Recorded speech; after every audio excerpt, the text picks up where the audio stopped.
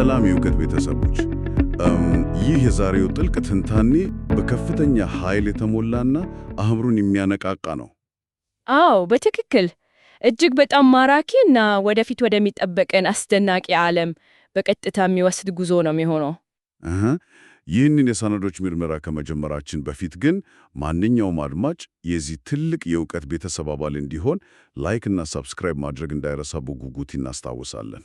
እውነት ነው። የእውቀት ቤተሰብ መሆን ሁሌም እንደዚህ አይነት አዳዲስ ሐሳቦችን ለመቃኘት ይረዳል። ታዲያ የዛሬው ዋና ርዕሳችን ምንድነው ቃልን አዲስ ቴክኖሎጂዎችና የኢንዱስትሪ አብዮቶች በሚለው ላይ ነው የምናተኩረው። ልክ ነህ። ተልኳችን ደግሞ ይህንን እጅግ ውስብስብ የሚመስለውን የቴክኖሎጂ ሽግግር ወደ ቀላል አዝናኝና በቀላሉ ሊታወስ በሚችል መልኩ አፍታትቶ ማቅረብ ነው። የዛሬው መረጃዎቻችን በዋናነት በቴክኖሎጂ እድገት፣ በዳታ ሚና እና የሰው ልጅ ከማሽኖች ጋር በሚኖረው መስተጋብር ላይ ያተኮሩ ናቸው። ዝግጁ ከሆነን በቀጥታ ወደ ዝርዝሩ እንገባለን። በደስታ። ይሄ የቴክኖሎጂ ለውጥ ከየት መጣው ወዴትስ እየሄደ ነው የሚለውን መረዳት ለዘመናዊ ሕይወታችን እጅግ አስፈላጊ መመሪያ ነው። እሺ፣ ይህንን መሰረታዊ ሐሳብ ይበልጥ ለማብራራት ከቃላቶቹ አመጣጣት ብንሳ ደስ ይለኛል። በጣም ጥሩ ሐሳብ ነው። መነሻን ማወቅ ሁሌም መንገዱን ያበራል። ከግሪክ ቴክኖሎጂያ ከሚለው መጣ ነው። ማለትም የኪነ ጥበብ፣ የአደ ጥበብ ወይም የቴክኒክ ስልጠና አያያዝ ማለት ነው። አዎ ልክ ነሽ። መጀመሪያ ላይ ከሰዋሰውና ከቋንቋ አያያዝ ጋር የተያዘ ነበር። አስቢው፣ ሰዋሰው በጣም ይገርማል። በኋላ ግን ዓለም የተቀየረ ሲመጣ በ1859 አካባቢ የሜካኒካል እና የኢንዱስትሪ ጥበባት ሳይንስ የሚለውን ዘመናዊ ትርጉሙን አገኘ። እዚህ ላይ ሌላው የሚገርመው ነገር ምን መሰላ? የኢቮሉሽን ወይም የዝግመተ ለውጥ የሚለው ቃል አመጣት። እሱ ደግሞ ከየትኛው ቋንቋ ነው የመጣው?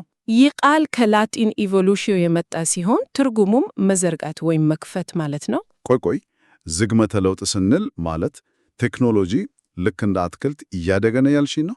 አየህ፣ ዋናው ቁም ነገር ያለው እዚህ ላይ ነው። ዝግመተ ለውጥ ማለት በአንድ ጀንበር የሚፈጠር ፍንዳታ ሳይሆን ቀስ በቀስ የሚመጣን ጥልቅ ለውጥ ነው የሚያሳየው። አሃ፣ ልክ አንድ በጥቅልል የተቀመጠ ጥንታዊ ወረቀት ቀስ ብሎ ሲዘረጋ አዳዲስ ጽሑፎች እንደሚታዩት ማለት ነው። በትክክል። ቴክኖሎጂም ደረጃ በደረጃ እያደገና እየተዘረጋ የሰውን ልጅ ማህበራዊ እና ኢኮኖሚያዊ መዋቅር ሙሉ በሙሉ ይለውጣል። ይሄ ግሩም ምሳሌ ነው። ይህ ቀስ በቀስ የመዘረጋቱ ጉዞ ደግሞ በታሪክ ውስጥ በኢንዱስትሪ አብዮቶች ውስጥ በግልጽ ይታያል። አዎ፣ ታሪክን ወደ ኋላ መለስ ብለን ስናይ 4 ዋና ዋና የአብዮት ደረጃዎችን እናገኛለን። የመጀመሪያው የኢንዱስትሪ አብዮት ወይም በአጭሩ IR 1.0 በ1700ዎች መገባደጃ ላይ በእንግሊዝ ሀገር የተጀመረው ነው አይደል? አዎ፣ በእንግሊዝ ነው። ሰዎች በእጅ ከሚሰሩ ሥራ ወጥቶ የውሃ እና የድንጋይ ከሰልን በመጠቀም ወደሚሰሩ ትልቅ ማሽኖች የተሻጋሩበት ጊዜ ነበር። የዛን ጊዜ ማህበረሰብ ስነ ልቦና መገመት እንችላለን። ከጸጥታ ወደ ጫጫታ ወደ በዛባቸው ፋብሪካዎች። ልክ ነሽ። ለምሳሌ ጨርቃጨርቅ በእጅ ይፈተል የነበሩ በግዙፍ ማሽኖች መምረት ጀመረ። ይህ ሁሉ ግን መጀመሪያ በግብርናው ዘርፍ ከተፈጠሩ ለውጥ የመነጨ ነው። ሰዎች ከገጠር እርሻቸውን ትተው ወደ ከተሞች መፍለስ ጀመሩ። የኢንዱስትሪ ጉዞ ግን እዚያ ላይ አላቆመም። ታዲያ ወደ ሁለተኛው አብዮት ስንገባ ምን አዲስ ነገር ተፈጠረ? ሁለተኛው ወይም IR 2.0 በ1870ዎቹ አካባቢ የኤሌክትሪክ ኃይልን፣ ቴሌግራፍን እና የባቡር መስመሮችን ይዞ መጣ። ኤሌክትሪክ ማታን ወደ ቀን ሲቀይረው ማሰብ ራሱ ተአምር ነው። በትክክል የሰዎችን ግንኙነትና እንቅስቃሴ በከፍተኛ ሁኔታ አፋጠነው። ከዛም አልፎ ሶስተኛው የኢንዱስትሪ አብዮት ብቅ አለ። የኛው በ1950ዎቹ መገባደጃ ላይ የመጣው የዲጂታል አብዮት የምንለው ነው። አዎ፣ ከሜካኒካል ወደ ዲጂታል ቴክኖሎጂ የተደረገ ሽግግር ነው። ኮምፒውተሮችና ኢንተርኔት የመጡበት ጊዜ ነው። ሰዎች በአካል መገኘት ሳያስፈልጋቸው በዲጂታል መንገድ መገናኘት የጀመሩበት አስደናቂ በር ነው። ነገሩ ሁሉ በጣም አስደሳች የሚሆነው እዚህ ጋር ነው። አዎ፣ የክላውስ ሽዋብን የ2016 ጽንሰ ሐሳብ ስናነሳ አራተኛው የኢንዱስትሪ አብዮት ወይም IR 4.0 ላይ እንደርሳለን። ቆይ ግን ሶስተኛው አብዮት ዲጂታል ቴክኖሎጂን ካመጣልን የአራተኛው ደግሞ በምን ይለያል? ጥሩ ጥያቄ ነው። አራተኛው አብዮት ዝም ብሎ የኢንተርኔት መስፋፋት ብቻ አይደለም። ያንን ዲጂታል ዓለም ወስዶ ማሽኖቹን ራሳቸውን የቻሉ ብልህና ውሳኔ ሰጪ ያደርጋቸዋል። ማለትም በሳይበርና ፊዚካል ሲስተሞች ላይ የተመሰረተ ነው። በትክክል የገሃዱ ዓለም ፊዚካል ማሽኖች እና የኮምፒውተር ሳይበር ዓለም ሙሉ በሙሉ ይዋሃዳሉ። የነገሮች ኢንተርኔት እና ራሳቸውን የሚነዱ መኪኖች የዚህ ጥሩ ምሳሌዎች ናቸው ማለት ነው። አዎ፣ ማሽኖች የሰውን ልጅ የመቆጣጠርና የመምራት አቅም እየተከካኑ ነው። ይህ ደግሞ የኢንዱስትሪዎችን አሰራር በታሪክ ውስጥ በእጅጉ ለውጦታል። ልክ ነሽ። ኢንዱስትሪዎችን በአራት ዋና ዋና ደረጃዎች ከፍለን ማየት እንችላለን። አንደኛ ደረጃ የምንለው ጥሬ ዕቃ ማውጣት የሚያካትተው ነው አይደል? ለምሳሌ ማዕድንና ግብርና። አዎ። ሁለተኛ ደረጃ ደግሞ ይህንን ጥሬ ዕቃ ወስዶ ማምረትን ይመለከታል። መኪና መስራት ምናምን። ሶስተኛው ደረጃ ደግሞ አገልግሎት መስጠት ነው። እንደ ማስተማርና የሕክምና አገልግሎት ያሉትን ያጠቃልላል። በመጨረሻም አራተኛው ደረጃ የምርምርና የአይቲ ኢንዱስትሪዎችን ያካትታል። ይህንን ከሰፋፊው ምስል ጋር ስናገናኘው የሰው ልጅ ከከባድ የጉልበት ሥራ ተነስቶ ዕውቀትን ወደሚያመርተው ደረጃ መድረሱን ያሳየናል። ሙሉ በሙሉ ወደ አእምሮአዊ ፈጠራ ተቀየረናል ማለት ነው። ታዲያ ስለ ዕውቀትና ምርምር ካነሳን በቀጥታ ወደ ዳታ ወሳኝ ሚና እንገባለን። አዎ፣ ዳታ የዘመናችን አዲሱ ነዳጅ ተብሎ መጠራቱ በጣም የሚገርም ገለጻ ነው።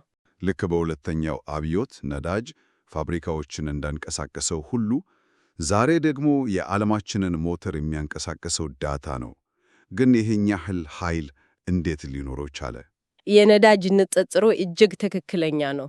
ነዳጅ ከመሬት ሲወጣ በጥሬው መኪና ያንቀሳቀስም መነጠር አለበት። ዳታም ልክ እንደዚህ ሆኖ ማለት ነው። እኛ በየቀኑ በኢንተርኔት የምንተው መረጃ በጥሬው ትርጉም አይሰጡም። በትክክል የዳታ ሳይንስና አናሊቲክስ ይህንን ጥሬ ዳታ ወስደው ያነጥሩትና የሰዎችን ባህሪ እና የገበያ ፍላጎት ወደሚያሳየው ወሳኝ መረጃዎች ይቀይሩታል። ለዚህ ነው ዳታ የኢኮኖሚንና የሳይንስን እድገት ወደፊት የሚወስን ቁልፍ መሳሪያ ሆኖ። እርግጥ ነው ይሄ ሁሉ ዳታ የግላዊነት መብትን የማሳሰሉ ፈተናዎችን ይፈጥራል። ነገር ግን በተመሳሳይ መልኩ አስገራሚ የፈጠራ ዕድሎች እያመጣ ነው። እሺ፣ ይሄ ዳታ አዲሱ ነዳጅ ከሆነ እንዴት ነው የሚከማቸውና በፍጥነት የሚተላለፈው? ይሄ በቀጥታ ስለ ፕሮግራማብል መሳሪያዎችና ኔትወርኮች እንድናነሳ ያስገድደናል። አዎ፣ በዘመናዊው ዲጂታል ሲስተሞች ውስጥ አራት መሰረታዊ ነገሮች አሉ። አንደኛው ሜሞሪ ነው፣ መረጃን ለማከማቸት ያገለግላል። ሁለተኛው ደግሞ ማይክሮፕሮሰሰር ነው፣ የተሰጠውን የሶፍትዌር ትዕዛዝ የሚፈጽመው የአእምሮ ክፍል ማለት ነው። ልክ ነሽ። ሶስተኛው ሎጂክ ሲሆን ተለያዩ ተግባራትን ያስተባብራል። አራተኛው ደግሞ ኔትወርክ ነው። ይህንን ሁሉ መረጃ ከተለያዩ የዓለም ክፍሎች ጋር ለማጋራት የሚያገለግለው ነው። እዚህ ላይ ግን መሰረታዊ ጥያቄ አለ። ዘመናዊ ኮምፒውተሮች ለምን ፕሮግራማብል ተብሎ ይጠራሉ? መልሱ ቀላል ነው። እንደ ቀደሞቹ ቋሚ ስራ ብቻ እንደሚሰሩ ማሽኖች ሳይሆኑ አዲሶቹ የተሰጣቸውን የትዕዛዝ ስብስብ እየተቀበሉ የተለያዩ ተግባራትን መፈጸም ስለሚችሉ ነው። ማለትም ልክ እንደ ባዶ ወረቀት ናቸው። የጻፍኩባቸውን ነገር ነው የሚሰሩት። በትክክል በመረጃዎቹ ላይ የተጠቀሱትን ምሳሌዎች ብንመለከት እንደ አክሮኒክስ፣ ስፒድስተር፣ አልተራስትራቲክስ እና ዛይሊንክስ ቨርቴክስ 6 የመሳሰሉ ቺፖች አሉ። እነዚህ ቺፖች ተራ የኮምፒውተር ዕቃዎች አይደሉም። ልዩ የሚያደርጋቸው ምንድን ነው? ልዩ የሚያደርጋቸው ፋብሪካ ከሰራቸውም በኋላ ቢሆን ተጠቃሚው ለሚፈልገው ልዩ ተግባር እንደገና ሊቀረጹ ወይም ሪፕሮግራም ሊደረጉ መቻላቸው ነው። ዋው! ልክ መዶሻን ወደ ዊንች መፍቻነት እንደ መቀየር አይነት አስገራሚ ቴክኖሎጂ ነው። በመቀጠልም መረጃን የሚያስተላልፉ የኔትወርክ መሳሪያዎች እናገኛለን። ራውተር፣ ስዊች፣ ሞደም እና ሰርቨሮች የዚህ አካል ናቸው። እነዚህ መሳሪያዎች ዳታ የተባለውን ውድ ነዳጅ እኛ ወደምንፈልግበት ቦታ በአይን ጥቅሻ ፍጥነት የሚያደርሱ የዘመናችን አውራ ጎዳናዎች ናቸው። ነገር ግን ይህ ሁሉ የቴክኖሎጂ ቋንቋ ጥሩ ሆኖ ተራ ተጠቃሚ በቀላሉ ሊጠቀምበት ካልቻለ ምን ዋጋ የለው? እሱ ነው ዋናው ቁም ነገር። ይሄ ነው የሰውና ማሽን መስተጋብርን ወይም ኤችኤምአይ እጅግ ወሳኝ የሚያደርገው። ባጭሩ የሰውና የማሽን መስተጋብር ማለት አንድ ሰው ከተጠቃሚ ገጽታ በኩል ከኮምፒውተር ጋር የሚያደርገው ተጋባቦት። ድሮ ኮምፒውተርን ለማዘዝ ውስብስብ ኮዶችን መጻፍ ግድ ነበር። አሁን ግን ስክሪንን በማንሸራረት ወይም በድምፅ ትዕዛዝ ብቻ ማዘዝ ጀምረናል። ይህ ትልቅ ለውጥ ነው። የዚህ ዘርፍ ዋናው ዓላማ ኮምፒውተሮችን ለተጠቃሚ ምቹ ማድረግ እና የሰውን ፍላጎት በቀላሉ እንዲረዱ ማድረግ ነው። የዚህ ዘርፍ አስደናቂነት የተለያዩ የትምህርት ዘርፎችን ማጣመሩ ላይ ነው። መሐንዲሶች ብቻ ሳይሆኑ የስነ ልቦና ባለሙያዎችም ይሳተፉበታል። አዎ፣ የሰውን አእምሮ የመረጃ አቀባበል ለመረዳት ስነ ልቦና ያስፈልጋል። የሰው ልጅ ቋንቋን ማሽኑን እንዲረዳ ደግሞ የቋንቋ ጥናት ያስፈልጋል። ሳይኮሎጂስቶች የኮምፒውተር ዲዛይን ውስጥ ይገባሉ ብሎ ማሰብ ራሱ ያስገርማል። ይህ ሁሉ ተቀናጅቶ የነገው ዓለም ምን ሊመስል ይችላል? ከ2019 ወዲህ የታዩትን የወደፊት የቴክኖሎጂ አዝማሚያዎችን ስንመለከት ነገሮች በጣም ረቀቅ እያሉ ነው።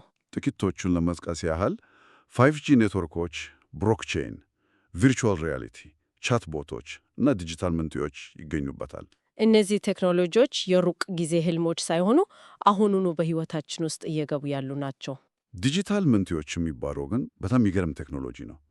የህንፃ ወይም የማሽን መንትያ እንዴት ሊኖር ይችላል? ዲጂታል መንትያ ማለት የገሃዱን ዓለም ዕቃዎች ወይም ሙሉ ከተማን በኮምፒውተር ውስጥ በትክክል ገልብጦ ማስቀመጥ ማለት ነው። ማለትም የከተማን ትራፊክ ፍሰት በኮምፒውተር ላይ ፈጥረን መንገድ ከመቆፈራችን በፊት ሙከራ ማድረግ እንችላለን። በትክክል። ይህ ለከተማ ፕላን እና ለሕክምና ሳይንስ ትልቅ አብዮት ነው። በሌላ በኩል ቻትቦቶች የደንበኞችን አገልግሎት እያዘምኑታል። ብሎክቼንም መረጃን ያለ ማዕከላዊ አስተዳዳሪ ደህንነቱ በተጠበቀ ሁኔታ በማከማቸት የፋይናንስን ስርዓት እየለወጡ ነው። እነዚህ አዝማሚያዎች የምንሰራበትን መንገድ ከመሰረቱ እየለወጡት ነው። ለማጠቃለል ያህል በዚህ የሰነዶች ምርመራ እጅግ አስደናቂ የሆነ ጉዞ አድርገናል። ከአንደኛው አብዮት ተነስተን እስከ አራተኛው አብዮት የሳይበር ፊዚካል ሲስተሞች ዘመን ደርሰናል። የዳታን ሚና እንዲሁም ፕሮግራማብል መሳሪያዎችና የሰው ማሽን መስተጋበርን በጥልቀት ተመልክተናል። የሁሉ መረጃ በታሪክ ሂደት ውስጥ እንዴት እንደተያዘ መረዳት በእውነት አስገራሚ ነው። ይህ ዕውቀት ለማንኛውም አድማጭ እጅግ ጠቃሚ ነው። በሕይወታችን ውስጥ ያለውን የመረጃ ብዛት ለመቋቋምና ራስን ለማላመድ ይረዳል ማለት ነው። ዓለም እንዴት በፍጥነት እየተቀየረች እንደሆነ ካልተረዳን የችግሩ ገፈት ቀማሽ መሆናችን አይቀርም። አሁን ፕሮግራማችንን ከመቋጨታችን በፊት ወደ መጨረሻው አነቃቂ ሐሳብ ብንሸጋገር ደስ ይለኛል። አሁን ዛሬ ከተወያየንበት በመነሳት አንድ ጥልቅ ጥያቄ እናንሳ። ዳታ አዲሱ ነዳጅ ከሆነ እና ማሽኖች የሰውን ባህሪ ተረድቶ መስተጋበር ከፈጠሩ የሰው ልጅ ማሰብ ሚና በማሽኖች ሲተካ እኛን ልዩ የሚያደርገን ሰዋዊ እሴት ምን ሊሆን ይችላል? ማሽኖች ከኛ በተሻለ የሚያስቡ ከሆነ የሰው ልጅ ትርጉም ምንድን ነው? ይህ በእውነት አእምሮን የሚያነቃቃና ወደ ምርምር የሚጋብዝ ጥያቄ ነው። እያንዳንዳችን በራሳችን ጊዜ በጥልቀት ልናስብበት የሚገባ አንገብጋቢ ጉዳይ ነው።